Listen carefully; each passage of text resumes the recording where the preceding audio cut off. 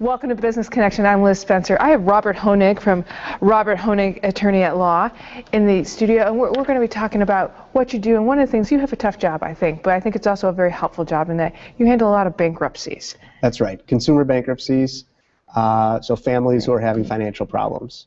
When does somebody, when they're behind on their credit cards and they're behind on everything, when should someone start thinking about talking to someone like yourself, Robert, and thinking about that B word, bankruptcy, which, you know, Sure. is a big step?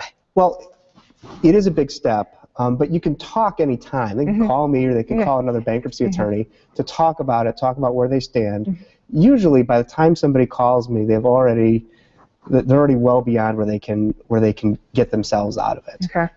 Most people aren't just calling a bankruptcy attorney because they have trouble 1 month paying their bills. It's usually something substantial. Can't pay their bills. They're choosing, do I pay this bill or this bill? And by that point, they're never going to get caught up without some kind of legal help. And that's kind of what bankruptcy does, especially consumer. Does it give them a second chance? Right. It's a fresh start. So with the bankruptcy, you can start over your finances. That doesn't mean you're going to lose everything, once again, but it gives you a chance to try again, to build again, to start from no debt, so that you can build for a future. And you can get additional credit. We talked about that before.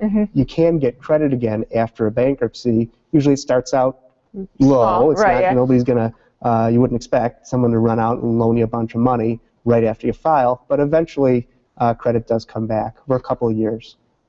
Well, and that's important because we have to continue to live, so we have to figure out how we're going to level it again. And I imagine you saw a lot of this with our recent economic state. That's right. A lot of people lost their jobs, and losing a job is one of the most common reasons why somebody files. The three most common: either they lose a job, get a divorce, or have health problems. So those three are usually the three factors that lead most people into a bankruptcy, and very often it's two out of those three.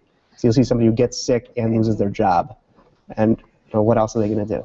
Right. Well, because I think most people, a common misconception with bankruptcy is I spent too much on my credit card, but it's way beyond that. Yeah, the credit card may be contributing, but they've lost a job or.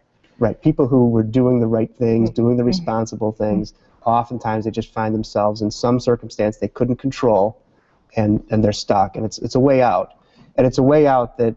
This is what Congress intended. This is why it's there. Bankruptcy is not there to help bad guys. Bankruptcy was created to help normal working families who can't pay their bills.